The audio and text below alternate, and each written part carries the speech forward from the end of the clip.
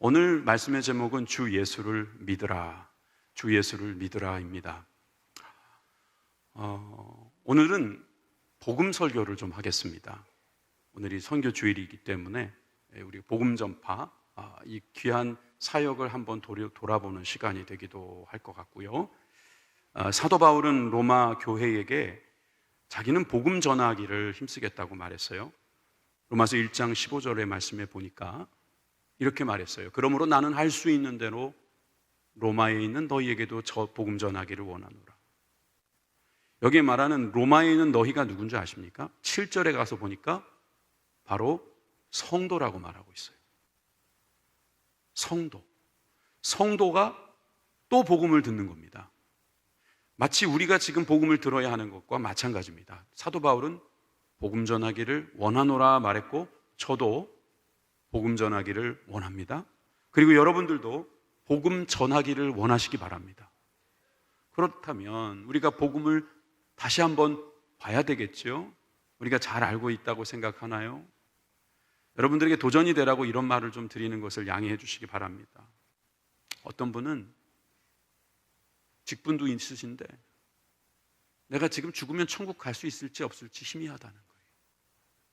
쉽게 말해 죽어봐야 알지 어떻게 하냐 이거예요. 내가 지은 죄도 많고 내가 하나님께 그렇게 감사하거나 헌신하거나 그러지 못했는데 내가 과연 지금 죽으면 천국 갈 수 있을까? 그런 생각을 교회를 다녀도 하시는 분들이 있더라고요. 그 이유는 간단합니다. 자꾸 복음을 놔서 그래요. 사실 설교는 모든 설교가 복음이 포함된 설교여야 되거든요. 그렇지만 이 복음만 가지고 설교하기는 참 쉽지가 않을 때가 많아요. 그렇지만 오늘은 좀 복음만 가지고 노력해 보겠습니다. 그래서 이 복음 전하기를 저도 원하고 여러분들도 복음 전하기를 원하게 되시기를 바랍니다. 여러분, 선교사만 복음을 전하는 게 아니라고 그랬죠? 우리는 부천 선교사예요. 나이로비 선교사, 빨루 선교사, 이자말 선교사만 있는 게 아니에요. 요하네스버그 선교사만 있는 게 아닙니다. 부천 선교사도 있는 겁니다. 할렐루야! 여러분, 부천 선교사들은 아멘 하십시다. 예, 우린 다 선교사예요. 그러니까 우리는 이 복음을 좀 알고 살아야 돼요. 복음은 툭 치고도 나와야 될 거 아니겠습니까? 교회 이름도 순복음교회잖아요. 풀 가스프. 예, 풀 가득 채워야 될 거 아니에요. 만땅 복음. 할렐루야. 여러분, 오늘 좀 정신 차리고 들으십시다. 여러분, 다른 설교는 아마 마귀들이 방해 안 할 수도 있어요. 왜냐하면 마귀들이 어떨 때는요, 정말 자기한테 너무너무 듣기 싫은 설교는 방해도 합니다. 그런데 여러분, 오늘 설교는 제가 볼 때 방해할 것 같아요. 잘 들으세요. 그래서 저는 오늘 본문이 참 우리한테 귀한 소망을 주시는 말씀이라고 생각을 합니다. 읽으신 바와 같이 이 내용은 빌립보 교회에서 일어난 일입니다. 사도 바울이 선교 여행을 여러 차례를 갔는데 그것도 두 번째 갔던 지역에서 일어난 일이에요. 이 빌립보 지역은 어떤 지역이었냐면 사람들이 많이 사는 지역이었어요. 근데 거기에 어떤 사람이 있으면 점치는 사람이 있었던 거예요. 귀신 들려가지고 점치는 사람이었어요. 여러분, 우리 성도님들 중에 점치러 다니시는 분이 계십니까? 그러지 마시기 바랍니다. 여러분, 성도님들이 점치러 다닌다면 여러분 일단 성도가 아닌 것으로 제가 인정하겠습니다. 왜 그런 줄 아세요? 귀신이 들어갈 수 있기 때문입니다. 우리는 성도로서 성령이 들어와 계시는데 어떻게 귀신이 들어갑니까? 그런데 점치러 가겠다는 것은 귀신을 영접하러 가는 겁니다. 제발 거기 가가지고 순복음 부천교에서 왔다고 말하지 마세요. 내가 권사라는 말 하지 마세요. 망신도 그런 망신이 없어요. 점치지 마세요. 점치면 귀신 들어옵니다, 진짜로. 그러니까 여러분이 귀신 들린 사람을 불쌍히 여겨서 고쳐줬어요, 사도 바울이. 그랬더니 이 점치는 이 여종의 주인이 있었던 거예요. 이 주인은 이 귀신 들린 여자 때문에 돈을 벌었거든요. 그런데 못 벌게 됐습니다. 수익에 막대한 손실이 생긴 거죠. 여러분, 이 코로나가 왜 두렵습니까? 수익에 손실이 생기기 때문입니다. 왜 교회에서 자발적으로 일어나는 여기에 대해서 왜 교회를 묶어가지고 욕을 합니까? 수입에 손실이 있기 때문이에요. 사람들은 수입에 손실이 생기면 어렵습니다. 그러니 막 욕을 하는 겁니다. 그래서 사도 바울을 고발을 해서 결국 감옥에다가 넣어버렸습니다. 그런데 그 어느 날 찬양 드리고 있었습니다. 바울과 실라가 찬양을 드리고 하나님을 찬미했어요. 우리 성가대 숙제했나요? 네. 어떻게 해보니까 좋으시던가요? 네. 꼭 해보세요. 다시 한 주만 더 연장, 한 주만 더 연장하시겠습니다. 그렇게 찬양을 자주 불러야지 여러분 성대나 또는 여러분 영성이 계속 살아나는 거예요. 그리고 오늘 말씀처럼 옥문이 열리는 거예요. 여러분들이 그곳에서 찬양하면 그곳에 옥문도 열리지만 우리 교회를 둘러싼 옥문이 열릴 줄 믿습니다. 여러분 이렇게 옥문이 열리니까 기적이 일어난 거죠. 그런데 놀라운 또 하나의 기적은 나가질 않는 거예요. 죄수들이. 바울과 실라가 안 나가는 겁니다. 근데 그것도 모르고 이 간수는 자기가 어차피 죽을 거 자살을 해버리려고 하는 겁니다.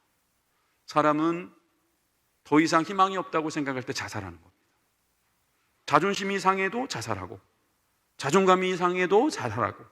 여러분 자살을 사람들이 너무 쉽게 생각하는데 그것을 말리죠. 사도 바울이 말리면서 그러지 말라고. 우리 안 나갔다고. 우리 때문에 당신 죽는 일 없다고. 그런데 여기서 아주 놀라운 질문을 합니다. 그 말씀이 오늘 본문에 나오거든요. 사도행전 16장 30절 저희를 데리고 나가 가로되 선생들아 내가 어떻게 하여야 구원을 얻으리이까. 여기서 말하는 구원이라는 것은 뭐 여러 가지가 있겠지만 감옥문이 열려도 나가지 않은 이 놀라운 사람, 이 신령한 사람들에게 자기 영혼의 구원에 대해서 물어보는 건 당연한 것이겠죠. 그랬더니 31절에 주 예수를 믿으라 그리하면 너와 내 집이 구원을 얻으리라 라는 말을 사도 바울이 했고 32절에 주의 말씀을 그 사람과 그의 집에 있는 모든 사람에게 전하더라 라고 하는 말씀까지 우리는 지금 볼 수 있습니다. 여러분 31절에 이 말씀이 아주 중요한 말씀이다 이 말이에요. 이게 복음이에요. 주 예수를 믿으라 그리하면 너와 내 집이 구원을 얻으리라. 오늘 이 말씀을 가지고 함께 은혜를 받으려고 합니다. 첫째는 바로 주 예수를 믿으라 라고 하는 겁니다. 첫째는 주 예수를 믿으라. 그런데 그 첫째 중에 첫째는 먼저 믿으라. 여러분 믿으시길 바랍니다. 믿음입니다. 기독교의 핵심은 바로 믿음입니다. 여러분 믿음으로 할 수밖에 없습니다. 그 왜 그러냐면 우리가 아무리 높이 쌓아도 하늘에 닿을 수가 없습니다. 아무리 노력을 해도 안 됩니다. 많은 종교는 우리에게 어떻게 보면 사기를 치는지도 몰라요. 우리가 하늘에 닿을 수 있다고 말을 하는 거예요. 안 돼요. 우리 힘으로는 안 됩니다. 기독교는 그걸 인정하는 종교입니다. 우리 힘으로는 안 됩니다. 그러니 우리가 할 수 있는 것은 하나님께서 해주셔야 된다는 거예요. 땅에서 올라가서는 하늘에 닿을 수 없어요. 근데 하늘에서 다리를 내려주면 올라가는 것입니다. 동화책에도 나오잖아요. 하늘에서 줄이 내려오니까 타고 올라갔다. 여러분 하늘에서 다리를 내어준 것이 뭐냐? 바로 구원이라는 거예요. 하나님께서 우리에게 구원을 내려주셨습니다. 그런데 그것을 믿어야 합니다. 자, 믿는다는 것은 받는 것을 말하는 건데요. 그래서 구원을 얻으리라, 요즘엔 구원을 받으리라 이러잖아요. 여러분 받는다는 것은 일단 믿어야지 받을 수 있습니다. 여러분 집에 택배들이 자주 오죠? 택배를 여러분들이 받을 때 믿고 받는 것입니다. 이건 내 거다라고 믿고 받는 것이죠. 여러분들이 이름을 보고 확인하든지 아니면 여러분들이 아마 주문을 했기 때문이든지 아니면 여러분들 주문도 안 했고 아무것도 안 했는데 그거 써 있는 사람이 아는 사람이든지 또 내용물이 뭐 괜찮은 것 같든지 믿어야 되는 거죠. 믿지 않으면 우리는 받지를 않습니다. 여러분 그래서 우리가 받기 위해서는 믿어야 됩니다. 바로 구원은 선물처럼 우리에게 오는 것입니다. 여러분 믿으시길 바랍니다. 여러분 믿지 않으면 안 되는 거예요. 근데 여기서 중요한 것이 있습니다. 믿음이라는 건 단순히 지적으로 동의하는 것을 의미하는 게 아닙니다. 그건 옳다, 그건 맞다 이 정도가 아니라 여기엔 반드시 한 가지 따라가야 되는 게 있어요. 그게 뭐냐면 바로 회개라고 하는 것입니다. 회개. 성경은 이 회개가 함께 가고 있다는 말씀을 자주 말씀하십니다. 마가복음 1장 15절에 보시면 가라사대 때가 찼고 하나님의 나라가 가까웠으니 회개하고 복음을 믿으라. 여러분 믿기 전에 뭘 하라는 거예요? 회개하라는 거예요. 돌이키지 않고 믿는다고 하는 것은 믿지도 않으면서 일단 슬쩍 칠해놓은 거예요. 모래로 덮어놓은 거예요. 먼저 회개해야 되는 것입니다.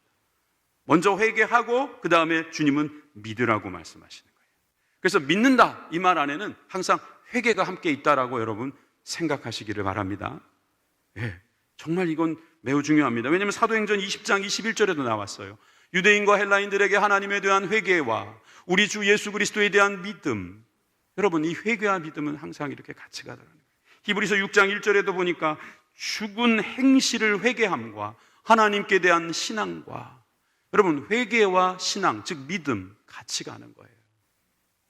여러분, 어떤 사람은 나는 그냥 믿는다고, 그냥 동의한다고, 알았다고, 믿는다고, 됐다고, 난 믿어요 라고 그냥 넘어가려고 하시는 분들이 있어요. 아니요, 돌이켜야 돼요. 돌이키지 않고 믿었다는 것은요, 그냥 말로만 하는 거예요. 그런 사람은 믿음이 있는 것 같지만 행함이 없는 거예요. 그래서 야고보서는 뭐라고 말했습니까? 2장 17절에 행함이 없는 믿음은 그 자체가 죽은 것이다. 이걸 또 뒤집으면 살아있는 건 뭐냐 하면 행함이 있는 믿음을 말하는 거죠. 그래서 먼저 우리가 믿어라 그랬을 때 이 믿어라에는 항상 회개가 함께 와야 합니다. 요즘 애들 말로 세뚜 예? 세뚜로 가야 돼요. 믿음과 회개는 한 팀이에요. 여러분, 우리가 믿는다라는 말 안에 회개가 들어있음을 절대로 잊지 마시기 바랍니다. 이 복음을 여러분들이 듣게 되길 바랍니다. 두 번째, 주 예수를 믿으라에서 예수가 중요합니다. 왜? 믿으라에 대한 것에 목적이 있어야 될 거 아니에요. 누구를 믿으라는 거예요? 누구를? 예수님을 믿으라는 거예요. 우리가 사람도 믿어야죠. 남편도 믿으십시오. 근데 의지하지 마십시오. 남편도 쓰러질 수 있습니다. 남편 떠날 수도 있습니다. 남편도 실망시킬 수 있는 겁니다. 아내도 마찬가지입니다. 사람은 믿긴 믿는데 의지는 하지 않는다. 진정한 믿음은 누구에게만 가능하다? 하나님께만 가능하다. 여러분, 이런 지혜가 있기를 주님의 이름으로 축원합니다. 여러분, 예수님을 과연 믿을 수 있는 분이냐? 여기에 대한 질문을 이렇게 답할 수 있습니다. 성경 말씀에 요한복음 5장 39절 말씀을 보면 예수님께서 이 성경이 곧 내게 대하여 증거하는 것이다 이랬어요. 여러분, 성경, 이 두꺼운 성경은 다 예수님에 대한 이야기입니다. 창세기에서부터 요한계시록까지 다 예수님에 대한 말씀입니다. 예수님을 설명하기 위해서 그 말씀이 있는 것이고, 예수님 그 자체를 드러내기 위해서 그 말씀이 있는 거고, 예수님이 다시 오실 것을 말씀해 주기 위해서 그 말씀이 있는 겁니다. 다 예수님에 대한 이야기입니다. 여러분, 오늘 이 시간에 여기 왜 나오셨습니까? 여기 문화센터 아닙니다. 여러분, 여기는 복음을 전하는 교회입니다. 이 교회는 무슨 말씀을 전하는 거냐면 예수님의 말씀을 전하는 것입니다. 근데 예수님을 모른다면 말이 안 되는 거죠. 예수님은 어떤 분이십니까? 우리가 지난 겨울에도 말씀을 많이 나눴지만 예수님의 이름의 뜻에 하나님의 계획이 들어있어요. 마태복음 1장 21절입니다. 그가 자기 백성을 그들의 죄에서 구원할 자다. 여기서 그는 누구겠습니까?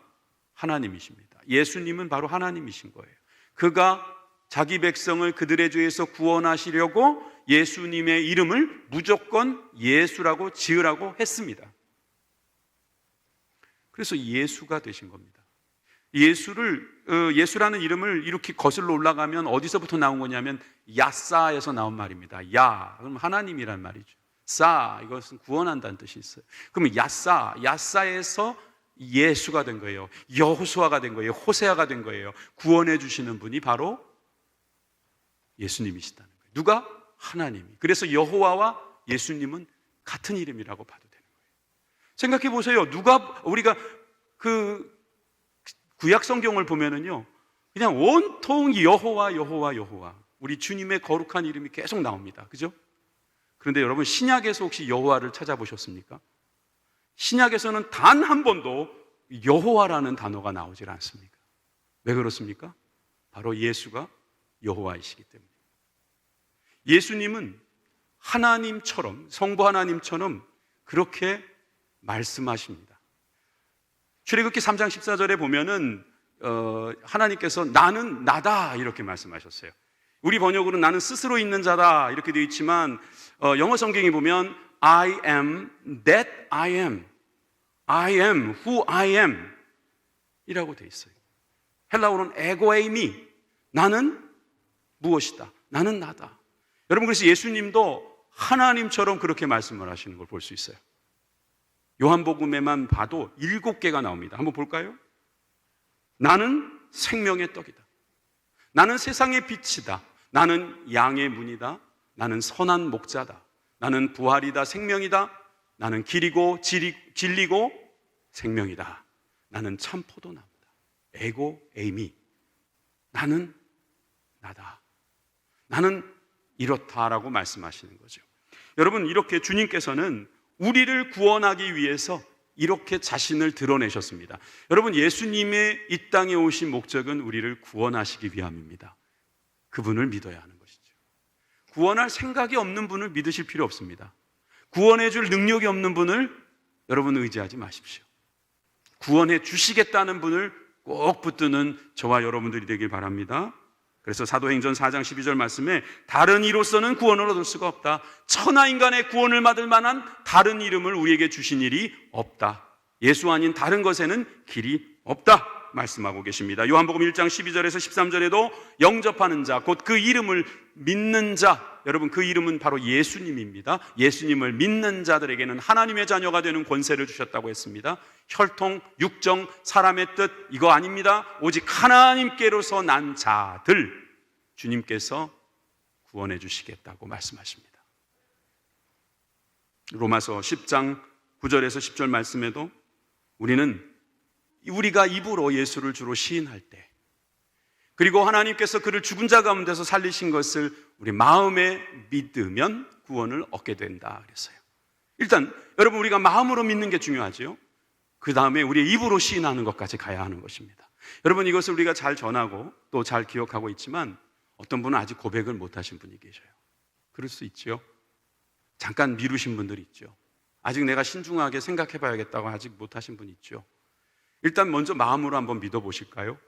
마음으로 무엇을 믿어야겠습니까? 말씀처럼 하나님께서 예수님을 죽은 자 가운데서 살리신 것을 먼저 믿으세요.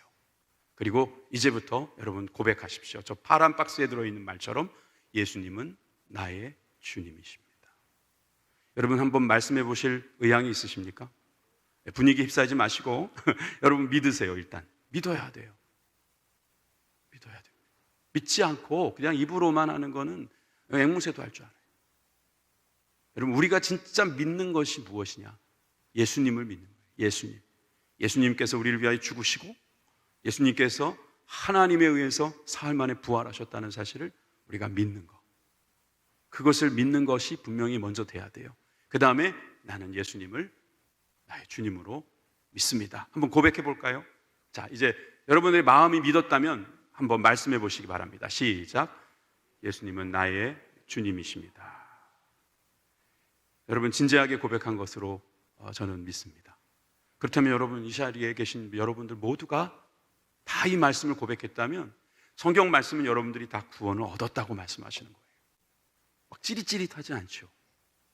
뭐 갑자기 머리가 띵하고 막 그러지 않죠. 막 시원하지도 않죠. 그죠? 아무 변화도 없는 것 같죠. 우리가 영으로 볼 때는 지금 놀라운 역사가 일어났지만 우리 육체로는 아직 그걸 못 느끼는 거죠. 제일 좋은 것은 죽어봐야지 압니다. 그런데 어떤 분들은 살면서도 느낍니다. 아, 내가 달라졌구나. 여러분, 그래서 저는 이런 말씀을 드리고 싶어요. 믿음도 보인다. 왜 보입니까? 행하니까 보이잖아요. 뭘 행합니까? 예수님 믿은 것을 행하잖아요. 예수 믿는 모습이 달라졌기 때문에 여러분, 믿음은 보이게 되어 있습니다. 믿음은 반드시 열매를 맺기 때문에 보입니다. 여러분, 이 사실을 여러분들이 꼭 기억해 주시기를 부탁드립니다. 그리고 한 가지 더 남았죠. 바로 짧은 저 주라는 단어입니다. 영어에는 the Lord라고 되어 있어요. 여러분, 주님, 주인이란 뜻이에요. 여러분, 우리가 전도할 때 예수님 믿으세요, 예수님 믿으세요 하지요. 더 좋은 말은 주 예수님을 믿으세요라고 하십시오. 오늘 읽었던 본문 31절에 보니까 주 예수를 믿으라 이렇게 되어 있는데, 저 주라는 말은 큐리오스예요. 큐리오스. 저 헬라어는 여러분들 잘 못 읽으셔요. 그냥 제가 있는 척 하려고 괜히 써주는 거예요. 나 헬라어 모르는데 큰일 났네 뭐 이렇게 생각하지 마셔도 돼요. 배우시지 않아도 돼요. 제가 그냥 여러분들에게 설명하기 위해서 가끔 보여주는 거니까 나 저 좀 모르니까 큰일 난 거 아니야 뭐 그렇게 생각하지 마시고 저 헬라어라는 것만 알고 계시면 돼요. 근데 저 큐리오스는 누구한테 쓰는 거냐면 황제한테 쓰는 말이에요. 왕한테만 쓰는 말이에요. 정말 왕처럼 생각하는 자기 주인들한테만 쓰는 거예요. 여러분들이 어떤 하인이거나 종이 아닌 바에는 여러분들이 주님이라고 부를 수 있는 분은 뭐 오늘날은 그런 왕도 없지만 여러분 큐리오스, 황제 같은 분에게 하는 말인데 여러분 바로 예수님이 주님이시라는 거예요. 이것이 중요합니다. 왠지 중요하냐면은 여러분 가룟 유다를 이야기해 볼게요. 가룟 유다는 예수님을 믿었을까요? 믿지 않았을까요? 전 믿었다고 생각합니다. 예수님을 메시아로 믿었을까요? 안 믿었을까요? 그리스도로 믿었을까요? 안 믿었을까요? 전 믿었을 거라고 생각합니다. 그런데 그가 생각하고 그가 꿈꾸었던 그 계획하고 달랐습니다. 그가 생각했던 메시아가 아니었던 거죠. 자기가 원했던 것이 되지 않으니까 어떻게 합니까? 예수님을 팔아버립니다. 다시 말해서 자기 목적, 자기 수단, 자기의 어떤 계획하고 엉클어지니까 필요 없다는 거예요. 예수님을 주로 보지 않은 거죠. 예수님을 주님으로 본 것이 아니라 그냥 메시아 정도까지만 본 거예요. 예수님을 주님으로 보시려면 예수님께서 나의 목적이 되셔야 됩니다. 내 목적이 예수님으로 인해서 이루어지는 게 아니라는 거예요. 요슬램프의 지니처럼 여러분들의 계획을 이루어주는 분, 그런 분이 아니라 아예 여러분들의 주인이라는 사실을 여러분 고백해야 된다는 거예요. 그래서 아까 여러분 고백할 때 나의 주님입니다라고 고백한 거예요. 얼떨결에 하셨나요? 다시 한번 해보세요. 예수님은 나의 주님입니다. 우리가 이렇게 달라진 거예요. 예수님이 나의 주님입니다. 주님이 나의 계획하고 달라도 그분은 주님이기 때문에 내가 주님의 뜻대로 가는 거, 그게 맞다고 생각하는 것이죠. 이게 다른 종교와 다른 점이고 우리가 이것을 참으로 귀하게 여기고 있는 것입니다. 자, 그런데 여기서 또 중요한 거 한 가지 말씀드릴게요. 오늘 중요한 게 많이 나오죠? 우리가 헬라어를 보면 더 쉽게 알 수 있는데 이 믿음이라고 하는 단어와 충성이라는 단어는 사실 같은 헬라어를 쓰고 있다는 사실이에요. 한국말은 좀 다르잖아요. 믿음, 충성 완전 다른 것 같은데 성경은 같이 쓰고 있다는 거예요.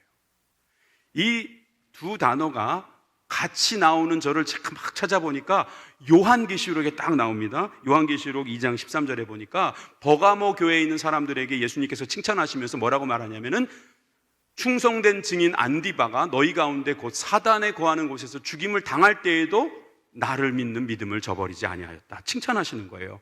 충성된 안디바 그리고 나를 믿는 믿음, 이 충성된과 믿음이라는 단어는 바로 피스토스라고 하는 같은 단어를 쓰고 있다는 거예요. 믿음은 피스토스, 그 다음에 충성된 형용사니까 피스토스라고 했죠. 아까 피스티스, 피스토스 같은 피스티스에서 나온 말이에요. 여러분 믿는다는 게 어떻게 충성하고 같은 말일까? 이상하죠, 그죠?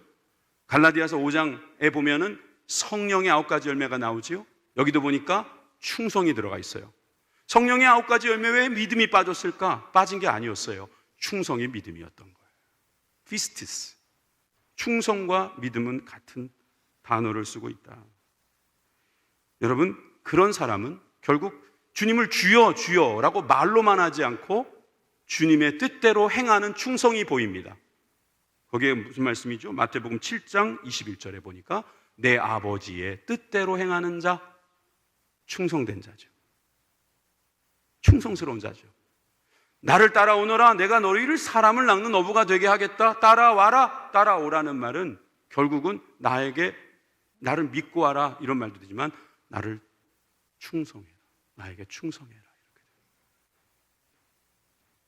어떤 연구하신 분이 그런 말을 하더라고요. 요세푸스가 쓴 어떤 역사적 기록에 보니까 한 왕이 다른 지역의 왕과 싸워서 이겼을 때 그 이긴 왕이 자기가 굴복시킨 그 왕한테 이런 말을 한다잖아요. 회개하고 나를 믿어라 이런 말을 쓰더라는 거예요. 똑같은 말을 쓰더라는 거죠. 근데 예수님이 그 말을 똑같이 쓴 거예요. 하나님 나라에서 네가 돌이켜라, 행동으로 돌이켜라. 여러분 믿음은 바로 아까 말한 회개가 있어야 되고 결국 충성이라고 하는 것까지 포함된 피스티스, 믿음이라는 사실 우리가 기억해야 된다는 거죠. 저는 지금 여러분들이 주 예수님을 믿게 되기를 간절히 바랍니다. 그러기 위해서는 여러분 우리에게 이 충성이 함께 따라가야 되는 거예요. 그냥 말로만 주여 주여 하는 거 안 되고 충성할 수 있는 사람, 그 사람을 주님께서는 구원해 주시겠다고 말씀하고 계십니다. 자, 그러면 이제 마지막으로 여러분 잘 들으세요. 이렇게 주 예수를 믿으면 어떤 일이 일어납니까? 너와 내 집이 구원을 얻으리라. 할렐루야. 너와 내 집이라고 말씀하셨습니다. 여러분, 여기에서 저만 이야기하지 않았습니다. 여러분만 이야기한 게 아니라 집까지 말씀하셨어요. 이 얘기는 주님께서는 이 구원에 대해서 기본적으로 단위가 가정이라는 말씀을 해주고 계신 겁니다. 아브라함이 구원을 받았지만 그 가정도 함께 구원을 받았습니다. 노아가 구원을 받았을 때 노아의 가정이 함께 구원을 받았습니다. 롯도 마찬가지겠네요. 롯도 그 가정이 함께 구원을 받았습니다. 여러분, 이 애굽에서 구원받을 때도 어린 양 한 마리를 잡으면 그 한 마리를 먹는 모든 가정이 구원을 받는 거였습니다. 여러분, 라합이 거기 여리고성에서 여러분 일할 때에도 하나님 앞에 섰더니 하나님께서 구원해 주셨는데 그 가정이 함께 구원을 받았습니다. 신약으로 가면 삭개오의 집에 가봐도 너희 집에 구원이 임하였다 이렇게 말씀하셨어요. 여러분, 고넬료 가정의 가정이 함께 구원받았습니다. 고넬료만 구원받은 게 아니라 고넬료의 가정에 구원이 임하였다 이랬습니다. 루디아의 가정에도 하나님께서 구원을 가정으로 함께 주신 것을 우리는 볼 수 있습니다. 여러분, 구원의 기초 단위는 개인이 아니라 가정입니다. 그럼 이런 분들이 있을 거예요. 그러면 내가 믿기만 하면 온 가정이 다 구원을 저절로 얻는 겁니까? 자동으로 얻는 겁니까? 근데 그건 아닙니다. 자, 아까 이야기했던 이야기를 해볼게요. 여러분, 노아 방주가 지어졌을 때 노아를 구원해 주면서 그 가족들도 구원해 주려고 하셨어요. 그랬을 때 만약에 노아의 방주에 안 탄 사람들은 구원 받았을까요? 받지 않았어요. 다행히도 다 탔어요. 만약에 어떤 아들이 있다고 합시다. 이 아들이 아버지가 그동안 하시는 게 정말 저는 마음에 안 들었습니다. 이건 말도 안 되는 일입니다. 이 벌건 대낮에 무슨 짓입니까 이게? 사람들이 얼마나 우리 욕하는 줄 아세요? 이건 이러면 안 된다고 생각하는 겁니다. 막 그러면서 안 탔다고 해봅시다. 그러면 구원 못 받는 거죠. 다행히 탔어요. 구원 받았어요. 그런데 안타깝게도 우리가 아까 언급했던 사람 중에 롯의 가정은 안타깝게도 구원받지 못한 사람이 있어요. 한번 볼까요? 창세기 19장 14절에 보니까 롯이 나가서 그 딸들과 정혼한 사위들에게 고하여 이르되 여호와께서 이 성을 멸하실 터이니 너희는 일어나 이곳으로 떠나라 하되 그 사위들은 농담으로 여겼더라. 여러분, 집안의 사위가 농담으로 여기지 않기를 바랍니다. 여러분 가정의 며느리가 농담으로 여기지 않기를 바랍니다. 여러분 가정에 여러분들로 인해서 구원이 임하였습니다. 그런데 농담으로 여기면 안 됩니다. 그걸 받아들여야 됩니다. 타야 됩니다. 제가 혹시 그 사위나 며느리가 오셨으면 제가 말씀드릴게요. 일단 타도 손해 갈 게 없어요. 아니면 내려오면 될 거 아닙니까? 근데 안 탔다가 만약에 문제 생기면 어떡하겠습니까? 이 논리는 파스칼의 원리예요. 파스칼의 논리예요, 논리. 그가 말한 것처럼 천국이 만약에 있으면 어떡할 거냐는 거예요. 그거 없어도 손해볼 게 없는 거잖아요. 목사님 그런 말씀하지 마세요. 교회 다니면 헌금도 해야 되고 맨날 시간도 뺏겨야 되는데 그게 무슨 손해가 아닙니까? 그렇게 손해가 돼요, 교회 나오는 게. 그럼 이 많은 사람들이 이렇게 손해를 보고 어떻게 다닙니까? 부터 해서 누가 교회에 헌금 내러 다니라고 했습니까? 라는 말도 나올 수 있고, 결국 자기가 좋아서 하는 거예요. 이건 정말 기쁜 마음으로 하는 것, 그것이 좋은 거기 때문에. 근데 여러분, 만약에 지옥이 있다고 해봐요. 그거 왜 안 탈까요? 분명히 마귀가 방해하는 것 같아요. 여러분, 우리가 이것을 잘 기억해야 합니다. 아무리 가정의 구원이 임하였다 하더라도 개인이 그것을 받아들이지 않으면 아무 소용이 없다는 거예요.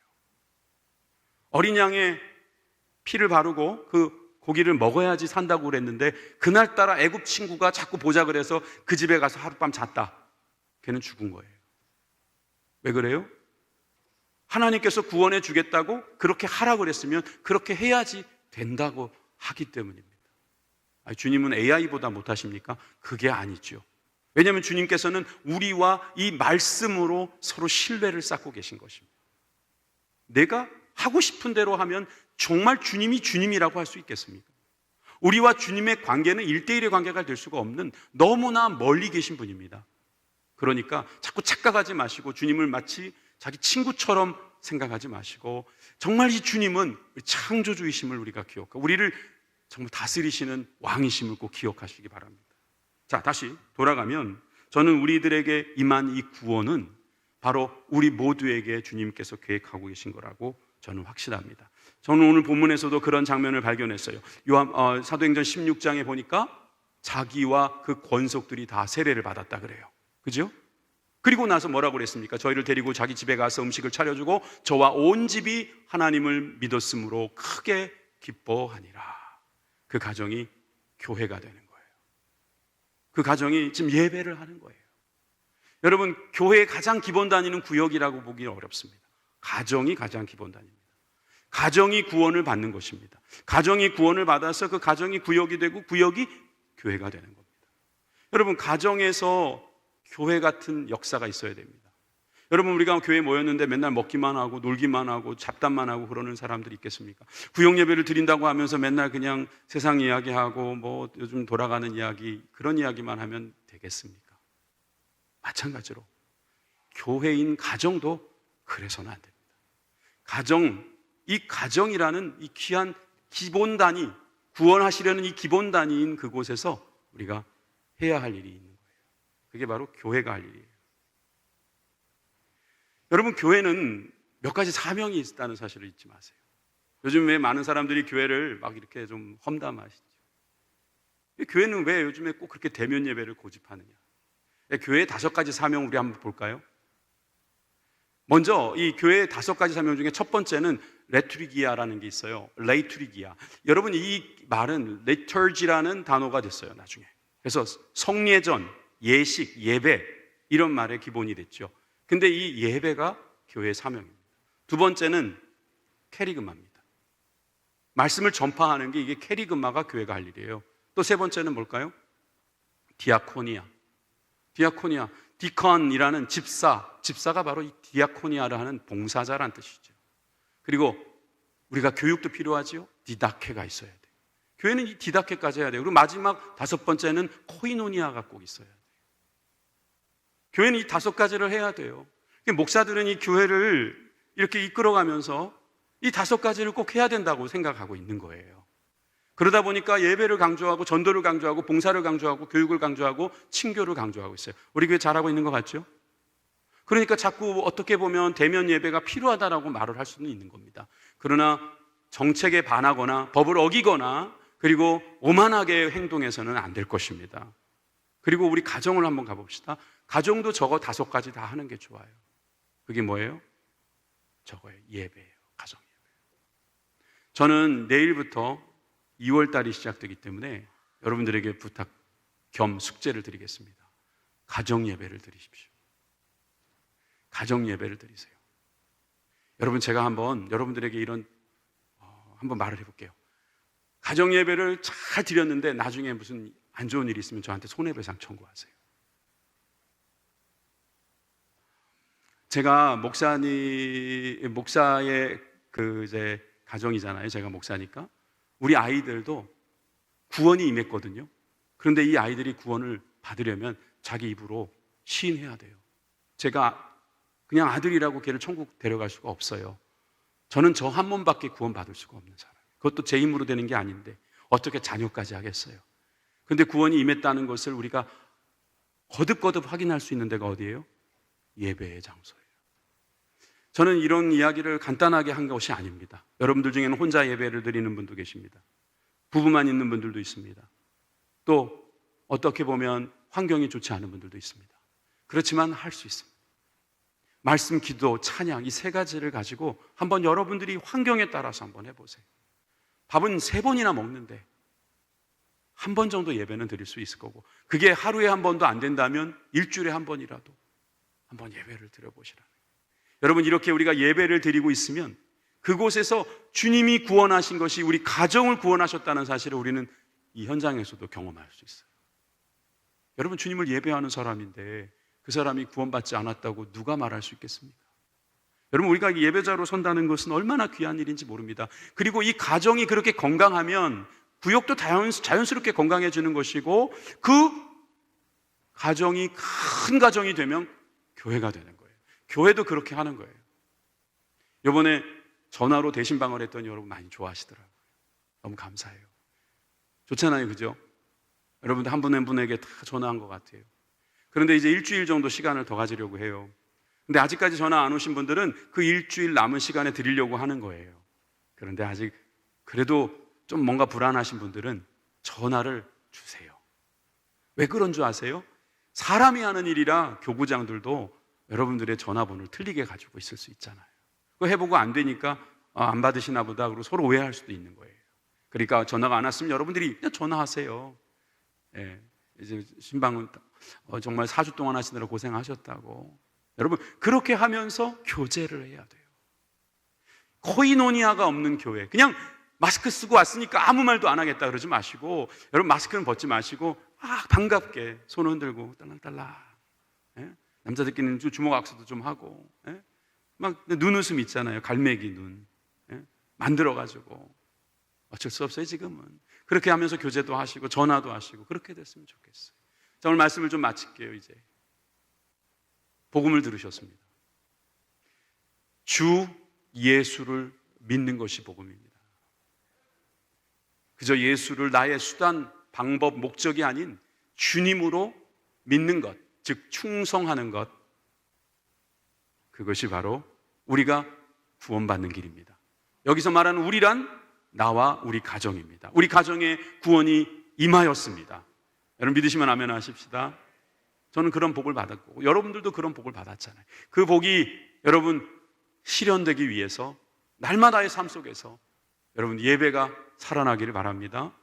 여러분 전도가 살아나길 바랍니다. 여러분 거기에서 교육도 있길 바랍니다. 봉사도 있기를 바랍니다. 여러분 그곳에서 하나님이 주시는 은혜가 넘치기를 바랍니다.